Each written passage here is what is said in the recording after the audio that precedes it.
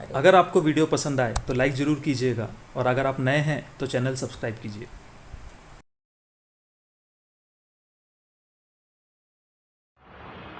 हमारे देश में कई वीर और महान योद्धा हुए हैं जिन्होंने हमारे देश और हिंदू धर्म का नाम बहुत ऊपर पहुंचाया है। उनमें से एक हैं पृथ्वीराज चौहान, जो कि दिल्ली के शासक थे। उसी काल में गजनी का शासक मोहम्मद गौरी, जो कि काफ़ी क्रूर था, उसकी नज़र दिल्ली के खजाने पर थी।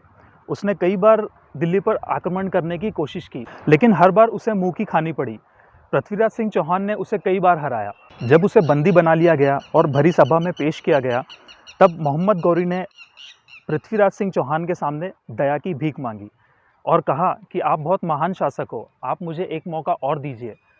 आइंदा से मैं कभी दिल्ली पर नज़र उठाकर भी नहीं देखूंगा। पृथ्वीराज सिंह चौहान ने उसकी बात मान ली और उसे माफ़ कर दिया। लेकिन पृथ्वीराज सिंह चौहान के एक मित्र, जो कि राजकवि भी थे, जिनका नाम था चंद्रवर्देई, उन्होंने इस बात का विरोध किया। उन्होंने पृथ्वीराज सिंह चौहान से कहा कि ये माफ़ी के काबिल नहीं है, इसे मृत्युदंड दिया जाए। लेकिन पृथ्वीराज सिंह चौहान ने उसे एक मौका और देते हुए उसे आज़ाद कर दिया। आज़ाद होने के बाद भी मोहम्मद गौरी के मन में दिल्ली का खजाना था। उसकी ये इच्छा थी कि मैं एक दिन उसे हासिल ज़रूर करूं। वो इसी फिराक में रहता था कि कब मैं उस पर आक्रमण करूं और कब मैं उस पर कब्जा कर लूं। दूसरी ओर वहीं पर हमारे कन्नौज के शासक राजा जयचंद, जो कि पृथ्वीराज सिंह चौहान को अपना बहुत बड़ा दुश्मन मानते थे, उनकी नज़र भी दिल्ली के शासन पर थी। राजा जयचंद ने पृथ्वीराज सिंह चौहान से बदला लेने के लिए अपनी बेटी, जिसका नाम था संयोगिता, उसका स्वयंवर रचने की सोची। उसने आसपास के सभी शासकों को निमंत्रण दिया, लेकिन उसने पृथ्वीराज को नहीं बुलाया। इसके अलावा उसने पृथ्वीराज सिंह चौहान का पुतला बनाकर द्वार पर खड़ा कर दिया ताकि उसका अपमान हो सके। संयोगिता ने वरमाला पृथ्वीराज सिंह चौहान के पुतले के गले में ही डाल दी और उन्हें ही अपना पति स्वीकार कर लिया। जब ये बात पृथ्वीराज सिंह चौहान तक पहुंची तो वो आग बबूला हो गए।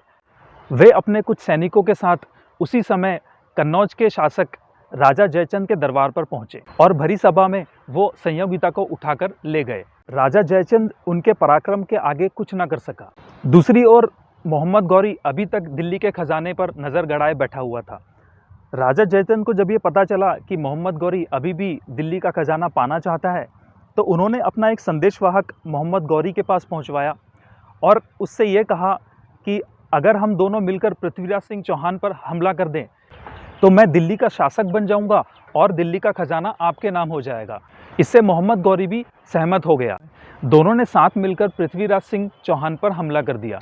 पृथ्वीराज सिंह ने निडरता से उनका सामना किया, लेकिन आखिरकार पृथ्वीराज सिंह चौहान की हार हुई। उन्हें बंदी बनाकर गजनी ले जाया गया और भरी सभा में उनकी आंखें फोड़ दी गई और उन्हें कैद में डाल दिया गया। दूसरी ओर पृथ्वीराज सिंह चौहान के मित्र और राजकवि चंद्रवर्देई, वो अपने मित्र को कैसे भी करके छुड़ाना चाहते थे। वे मोहम्मद गौरी की सभा में पहुंचे और उन्हें यह कहा कि एक बार पृथ्वीराज सिंह चौहान ने तुम्हें माफ़ किया था, अब ये तुम्हारा भी कर्तव्य बनता है कि तुम भी उन्हें माफ़ कर दो और उन्हें आज़ाद कर दो। लेकिन मोहम्मद गौरी ये नहीं चाहता था। उसने चंद्रवर्देई को भी उसी जगह पर कैद कर दिया जहाँ पर उसने पृथ्वीराज सिंह चौहान को रखा था। जब चंद्रवर्देई ने पृथ्वीराज सिंह चौहान की हालत देखी तो उनसे रहा नहीं गया और उन्होंने ये कहा कि हमें कैसे भी करके यहाँ से निकलना होगा और मोहम्मद गौरी को ख़त्म करना होगा। कुछ दिनों पश्चात जब उन दोनों को ये पता चला कि मोहम्मद गौरी एक तीरंदाजी प्रतियोगिता का आयोजन कर रहा है, उन्होंने सोचा कि क्यों ना हम भी इसमें भाग लें। पृथ्वीराज सिंह चौहान शब्दभेदी बाण चलाने में माहिर थे, मतलब वो आवाज़ सुनकर उस दिशा में तीर चला दिया करते थे। चंद्रवर्देई ने अपना ये संदेश मोहम्मद गौरी तक पहुंचाया कि पृथ्वीराज चौहान भी इस प्रतियोगिता में भाग लेना चाहते हैं। मोहम्मद गौरी को यह बात सुनकर हंसी आई कि एक अंधा कैसे तीर चला सकता है।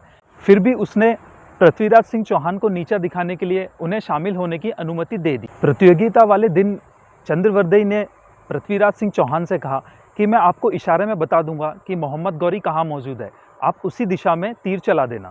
प्रतियोगिता वाले दिन चंद्रवर्देई ने पृथ्वीराज सिंह चौहान से कहा, 4 बांस 24 गज, अंगुल अष्ट प्रमाण, ता ऊपर सुल्तान है, मत चुके चौहान।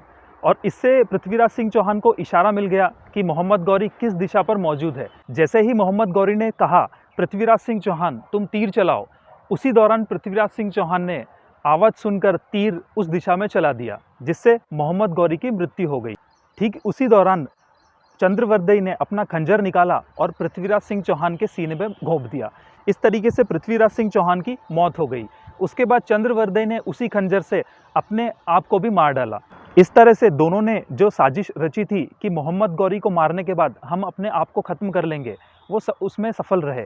पृथ्वीराज चौहान इतने महान थे कि वो अपने दुश्मनों के हाथ से मरना नहीं चाहते थे।